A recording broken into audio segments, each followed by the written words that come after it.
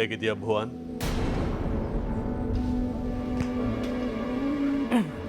ದನಗಳೇ, ನನಗೇನಾಗಿದೆ? ನಾನು ಆರಾಮಾಗೇ ಇದ್ದೀನಿ. ಯಾಕೆ ದನಗಳೇ, ಏನಾದರೂ ಕೆಲಸ ಆಯ್ತಾ?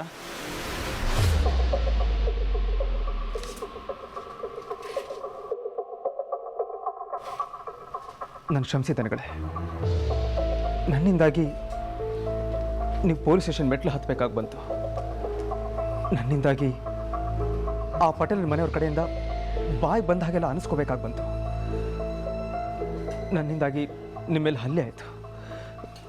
ನಿನ್ನಿಂದಾಗಿ ನಿಮ್ಮ ಮದುವೆ ಆಗಿರೋ ವಿಷಯನೂ ಗೊತ್ತಾಯ್ತಪ್ಪ.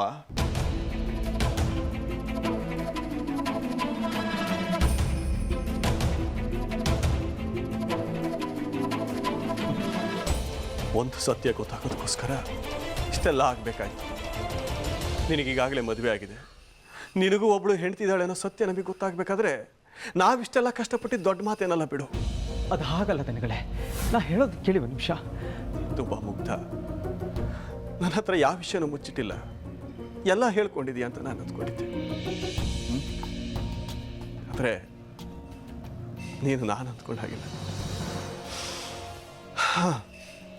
ಹೇಳಪ್ಪ, ಇನ್ನು ಯಾವ್ಯಾವ ಸತ್ಯನ ಮುಚ್ಚಿಟ್ಟಿದೆಯಾ?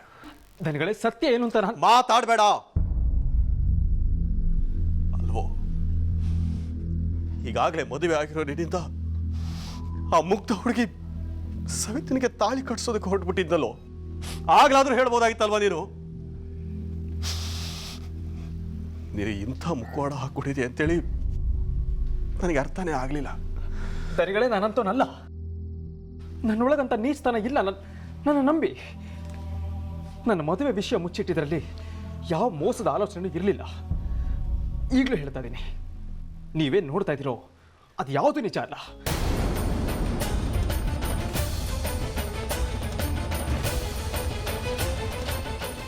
ಏನು ಯಾವುದು ನಿಜ ಅಲ್ಲ? ಇವಳು ನಾನು ಹೆಂಡ್ತಿನೇ ಅಲ್ಲ. ಹೆಂಡ್ತಿನ ಬಿಟ್ಟು ಬಂದ ತಕ್ಷಣ ಸಂಬಂಧ ದೂರ ಆಗುತ್ತಾ? ಅಷ್ಟಕ್ಕೂ ಹೆಂಡ್ತಿನ ಬಿಟ್ಟು ಬರೋಂಥದ್ದು ಏನಾಗಿತ್ತು? ಅಲ್ಲ, ಇಷ್ಟೆಲ್ಲ ಆದ್ಮೇಲೂ ಕಡೆಗೆ ನಿನ್ನ ಜೊತೆಗಿರೋರು ಯಾರು? ಅವಳೇ ತಾನೆ. ದನಗಳೇ, ಆ ಊರ್ಮಿಳಾ ಬಂದು ನೋಡ್ಬೋನ್, ಇವತ್ತು ನನಗೆ ಯಾಕೋ ಬೇಸರದ ಮೇಲೆ ಬೇಸರ ಆಗ್ತಾ ಇದೆ. ನಿನ್ನ ಮೇಲೆ ಎಷ್ಟೇ ಕೋಪ ಬಂದ್ರು, ಎಷ್ಟೇ ಬೈಬೇಕು, ಎಷ್ಟೇ ರೇಗಬೇಕು ಅಂತ ಅಂದ್ಕೊಂಡ್ರು ನನ್ನಿಂದ ಆಗ್ತಾ ಇಲ್ಲ. ಅದ್ಯಾವುದೋ ಬಂದ ನನ್ನ ತಡೀತಾ ಇದೆ. ನೋಡು ಭುವನ್, ನಿನ್ನ ಮದುವೆ ಆಗಿರೋದು, ಅದನ್ನ ಇಷ್ಟು ದಿನದವರೆಗೂ ನಮ್ಮಿಂದ ಮುಚ್ಚಿಟ್ಟಿರೋದು, ಈ ಎಲ್ಲದನ್ನೂ ಎಲ್ಲ ಬೇಜಾರುಗಳ ಮಧ್ಯೆ ಒಪ್ಕೊಳ್ತೀನಿ. ಇನ್ನು ಮುಂದೆ ಆದರೂ ಅವಳನ್ನ ಚೆನ್ನಾಗಿ ನೋಡ್ಕೊ.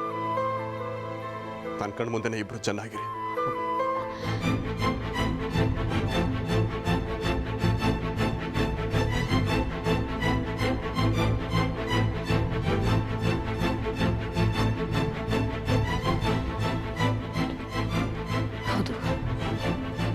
ಅದೇ ಸರಿ,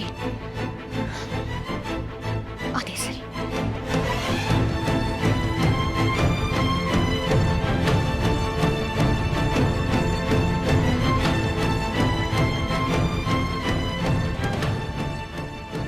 ಊರ್ಮಿಳಾ, ಇವತ್ತೆಲ್ಲ ಸತ್ಯಗಳು ಹೊರಗೆ ಬರ್ತವೆ.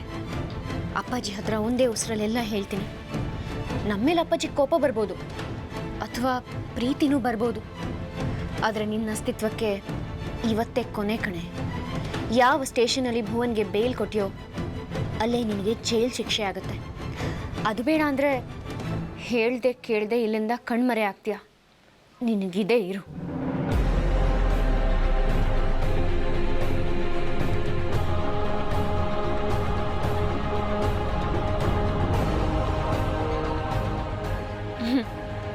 ಸೆಳೆತ.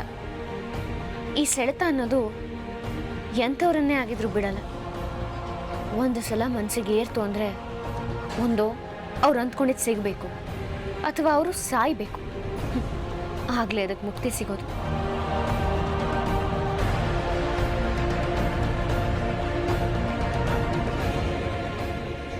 ಎಷ್ಟು ಅಂತ ಕಾಯ್ತೀರಿ ಅಪ್ಪಾಜಿ, ಎಷ್ಟು ಅಂತ ಕೊರಗ್ತೀರಿ?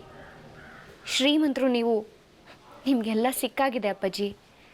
ಮಗ ಸೊಸೆ ಎಲ್ಲರೂ ನಿಮ್ಮನೆ ಒಳಗಡೆನೆ ಪುಟ್ಟದಾಗಿ ಸಂಸಾರ ಮಾಡ್ಕೊಂಡಿದ್ದಾರೆ. ಎಲ್ಲ ನಿಮ್ಮ ಹತ್ರನೇ ಇದೆ ಅಪ್ಪಾಜಿ.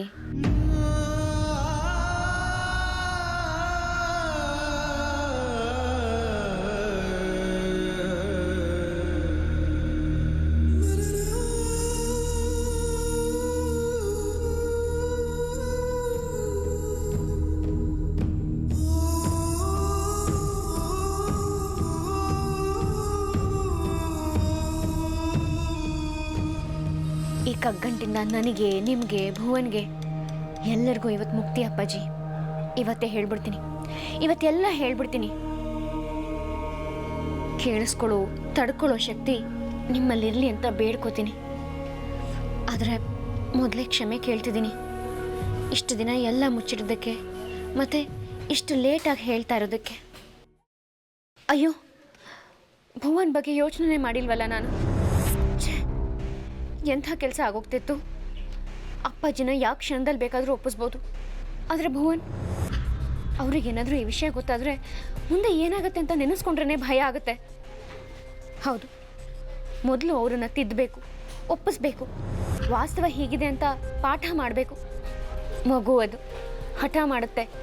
ಮೂಗಿನ ತುದಿಲೇ ಕೋಪ, ಥೇಟಪ್ಪನ ಥರನೇ. ಅಪ್ಪಾಜಿ ಮಗನೇ ಅಲ್ವಾ? ಅದೇ ಸರಿ. ಮೊದಲು ಭುವನ್ ಜೊತೆ ಮಾತಾಡಿ ಸರಿ ಮಾಡ್ಕೊಂಡ್ಮೇಲೆ ಅಪ್ಪಾಜಿ ಹತ್ರ ಮಾತಾಡ್ತೀನಿ.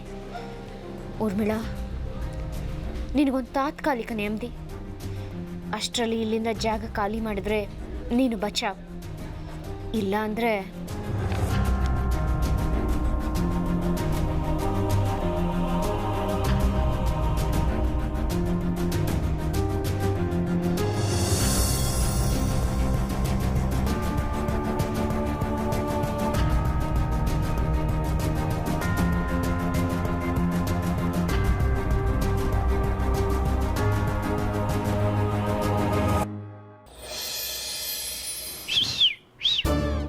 ಕುಂಟ ಬಿದ್ದಾಡ ಕುಸೆ ಸಮ ಸಕ್ಕರೆ ಹಾಕಿ ಬಿಸಿ ಒಂದು ಲೋಟ ಹಾಲು ತಗೋಬಹುದು. ಬೇಕಾ ನೀನೇ ಕುಡ್ಕೋ, ನಾನೇ ನಿನ್ನ ಆಳಲ್ಲ. ನೀ ನನ್ನ ಆಳ ಅಂತೇಳಿ ಗೊತ್ತಿತ್ತು. ಇನ್ನೊಂದು ವಾರಕ್ಕಷ್ಟೇ ನೀನು ನನ್ನ ಹೆಂಡ್ತಿ. ಅಲ್ಲಿ ತನಕ ನಾ ಹೇಳಿದ ಕೆಲಸ ಮಾಡ್ಕೊ ಅಕ್ಕ. ಒಂದು ವಾರ ಅಲ್ಲ, ಒಂದು ಕ್ಷಣಕ್ಕೂ ನಾನು ನಿನ್ನ ಹೆಂಡ್ತಿ ಅಲ್ಲ. ನಮ್ಮ ಮದಿ ಅಲ್ಲ, ನಿಂಗೆ ಆವತ್ತು ಹೇಳತ್ತಲ್ದ. ಅದೇ ಮಾರಾಯ್ತಿ ನಾನು ಹೇಳ್ತಾ ಇರೋದು. ಸರಿ, ಈಗ ನಾನೇ ಎದ್ದೋಗಿ ಸಕ್ಕರೆ ಸಮ ಹಾಕಿ 2 ಲೋಟ ಹಾಲು ತಗೊಬತ್ತೆ. ಇಬ್ಬರು ಕುತ್ಕೊಂಡು ಒಳ್ಳೆ ಒಂದು ಸುದ್ದಿ ಇತ್ತು, ಮಾತಾಡೋಣ. ಅದೆಂತ ಒಳ್ಳೆ ಸುದ್ದಿ ಮೊದಲೇ ಹೇಳು, ಬೇರೆ ಅಂತ ಬೇಡ ನಂಗೆ. ಅದೇ ಇವತ್ತು ನಮ್ಮ ಹುಡ್ರೊಟ್ಟಿಗೆ ಹೋಗಿ ಮಾತಾಡ್ಕೊಂಬಂದೆ. ಇನ್ನೊಂದು ವಾರ ಅಷ್ಟೇ, ಆಮೇಲೆ ನೀನು ಯಾರು ನಾನು ಯಾರು ಪಂಚಾಯಿತಿ ಸೇರಿಸಿ ನಿನ್ನ ಡ್ರೈ ವಾಶ್ ಮಾಡ್ತೆ. ಹಾ ಪಚ್ಚಿ, ಇದು ಸತ್ಯ ಒಳ್ಳೆ ಸುದ್ದಿ. ತಡಿ, ಹಾಲು ತಗ್ತೀನಿ ನಾನೇ. ಏ ಮಂಕೆ, ಇದೊಂದು ನನಗೊಳ್ಳೆ ಸುದ್ದಿ, ನಿನಗಲ್ಲ.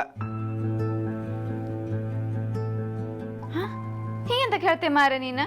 ನಾನು ನಿನ್ನ ಬಿಟ್ಟ ತಕ್ಷಣ ಶ್ರದ್ಧಾ ಮಾಡೋದು ಮದಿಯತ್ತೆ. ಅವ್ರು ನನಗೋಸ್ಕರ ಕಾಯ್ತಾ ಇದ್ರು.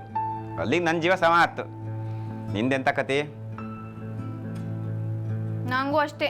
ನಾನು ರಾಜ್ಕುಮಾರ್ ಕಾಯ್ತಾ ಇದ್ರು. ನಾ ಅವ್ರನ್ನ ಮದುವೆ ಹಾಯಾಗಿರ್ತಿ. ಮಂಡಿಪೆಟ್ಟ ಕಣ್ ಕಾಣೋದಿಲ್ಲ. ಅವನು ನಿನಗೆಲ್ಲ ಕಾಯ್ತಿದ್ದ. ಅವನು ಇಷ್ಟೊತ್ತಿಗಾಗಲೇ ಅವನ ಹೆಂಡತಿ ಒಟ್ಟಿಗೆ ಅವನದೇ ಆದ ಲೋಕದಲ್ಲಿ ಹಾಯಾಗಿದ್ದ. ಮೂಳಾಗೊತ್ತಲ್ಲೇ ಸವಿತಾ, ಒಂಟಿ ಆಗೋದಿಲ್ಲೇ ನೀನು. ಏಯ್ ಸುಮ್ಮನೆ ನೀನು ಉರ್ಸ್ಬೇಡ. ಅವ್ರು ಬಂದೇ ಬರ್ತರು. ಅವ್ರು ನಂಗೋಸ್ಕರ ಕಾಯ್ತಾನೆ ಇರ್ತರು. ಅವ್ರಿಗೆ ನಾನು ಬಿಟ್ಟಿಪ್ ಕಾತಿಲ್ಲ, ಗೊತ್ತೈತಾ?